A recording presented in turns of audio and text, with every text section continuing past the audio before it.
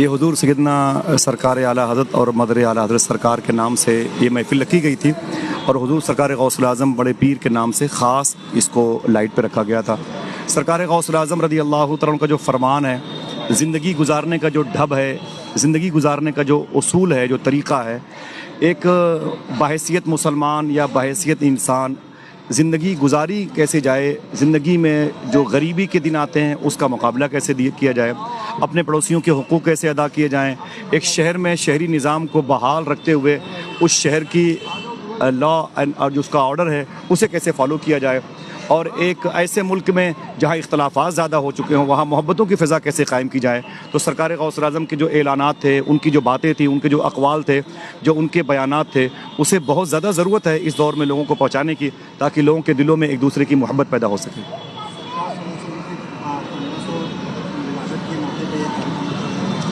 الحمدللہ اس سے پہلے بھی حضور صلی اللہ علیہ وسلم کی پیدائش مبارکہ پر بھی یہ محفل ہوئی تھی، اور یہ حضور غوث پاک کے نام سے منسوب ہوئی ہے۔ سرکار کی ولادت پر سب سے بڑا مسئلہ یہ تھا کہ حقداروں کا حق چھینا گیا، سب سے بڑا مسئلہ یہ تھا کہ جس خدا کے سامنے ہمیں جھکنا چاہیے ہم نے اسے جھٹلا دیا، سب سے بڑا مسئلہ یہ تھا کہ لوگ اپنی بہن بیٹیوں کی عزتوں کو لوٹتے تھے۔ تو حضور صلی اللہ علیہ وسلم کی پیدائش پر ہمیں ایک خدا کا پتہ ملا، اور سرکار کی پیدائش مبارکہ کے مقصد حقیقی کا ایک دوسرا پہلو یہ تھا کہ ہمارے دلوں میں انسانیت کی محبت پیدا ہوئی۔ وہ لوگ جو غربا اور مساکین پر، بیواؤں پر ظلم کرتے تھے، وہ حضور کے آنے کے بعد ان سب کو اپنے سر کا تاج سمجھنے لگے تھے، اور پوری دنیا میں انسانیت کا بول بالا ہوا تھا۔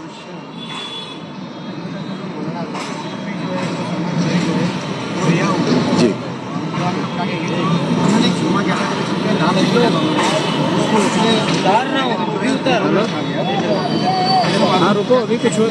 دیکھیے، ہندوستان میں جو حکومتی معاملات ہیں وہ تو تشکیک کے دائرے میں ہیں، شکوک و شبہات کے دائرے میں ہیں، اور مفتی سلمان اظہری شاہ صاحب قبلہ، ظاہر سی بات ہے ان کی ہر ایکٹیویٹیز پر حکومت کی نظر تھی۔ یہ خطرہ لاحق تھا کہ کوئی بھی کمزور پہلو بس حکومت کو مل جائے گا تو وہ حکومت ان کو پریشان کر سکتی ہے۔ وہ پہلو ان کو ملا بھی حکومت کو، اور حکومت نے ان کو پریشان بھی کیا۔ لیکن حقیقت یہ کہ دیکھیے، ہر مقبول شے کی آزمائش ہوتی ہے، ہر مشہور ذات کی آزمائش ہوتی ہے۔ قرآن کہتا ہے کہ اللہ نے فرمایا نا کہ ہم ضرور تمہیں آزمائیں گے، تو ظاہر سی بات ہے وہ ایک ایمان کا حصہ ہے، آزمائش بھی ایمان کا حصہ ہے۔ اور ہمیں اس ملک میں، یہ دراصل غریب نواز کا ملک ہے،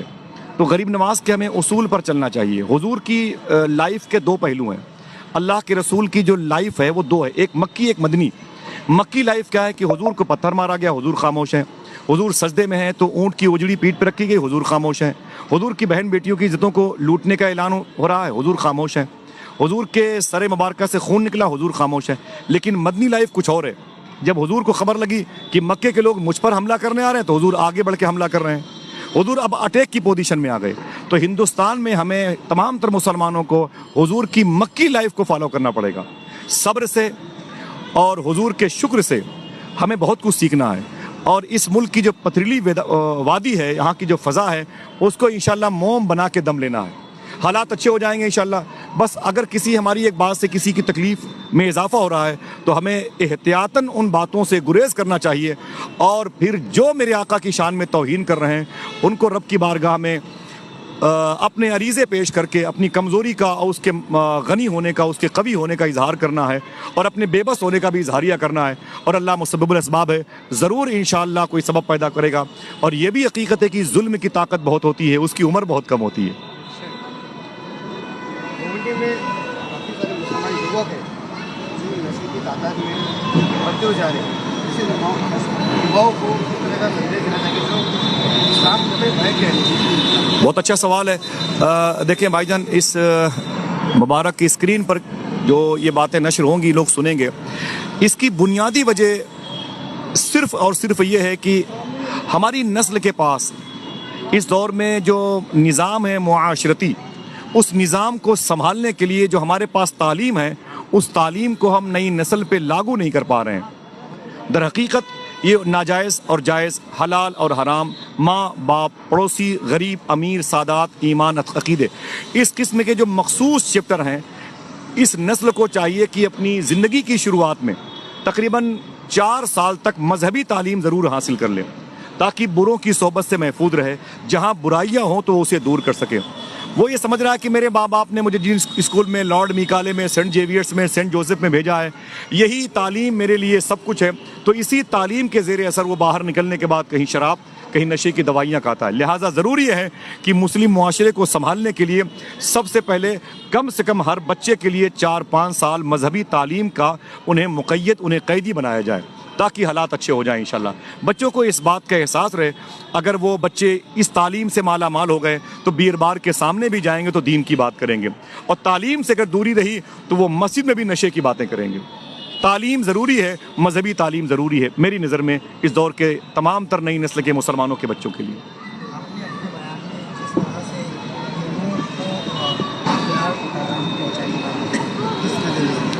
ہمارے دل میں ہندوستان کے ہر شہری کا بڑا احترام ہے، ہر شہری کا بڑا احترام ہے، اور خاص طریقے سے وہ لوگ جن کے اندر بھولا پن ہے یا جو ابھی حقانیت کی تہ تک نہیں پہنچے ہیں، ہم چاہتے ہیں کہ غریب نواز سرکار کے سسٹم سے انہیں بتایا جائے کہ ہم نفرت کے لائق نہیں ہیں اور آپ نفرت کے لائق نہیں ہو۔ سرکار محبوب الہی سے کسی نے کہا کہ ایک شخص مجھ سے نفرت بہت کرتا ہے، اس کا علاج کیا ہے؟ تو سرکار محبوب الہی فرماتے ہیں کہ اس سے محبت کرو۔ تو اس نے کہا اگر یہ نسخہ کام نہ آئے تو فرمایا کہ تھوڑی سی مقدار اور بڑھا دو اور محبت کرو۔ محبت کے علاوہ اور کوئی علاج نہیں ہے، کیونکہ ہندوستان کا دوبارہ بٹوارا ہونا نہیں ہے، ہم کو اسی ملک میں اپنے انہی بھائیوں کے ساتھ میں رہنا ہے، اور جب نفرتیں اتنی زیادہ ابھی بڑھی ہوئی ہیں تو 30 سال کے بعد تو نفرتیں اور چرم پہ ہوں گی، تو پھر اس لباس میں چلنا، اس لباس میں نکلنا، اس لباس میں مذہبی باتیں کرنا بڑا مشکل ہو جائے گا۔ لہٰذا ضروری ہے کہ ہندوستان میں محبت کی فضا قائم کی جائے، تاکہ ایک دوسرے کے تئیں، ایک دوسرے کے دل میں ایک دوسرے کا پیار سموئے۔ یہ میرے دل کی آواز ہے، میں نفرتوں سے اس ملک کو پاک ہوتے ہوئے دیکھنا چاہتا ہوں، یہ میری دل کی اپنی آواز ہے۔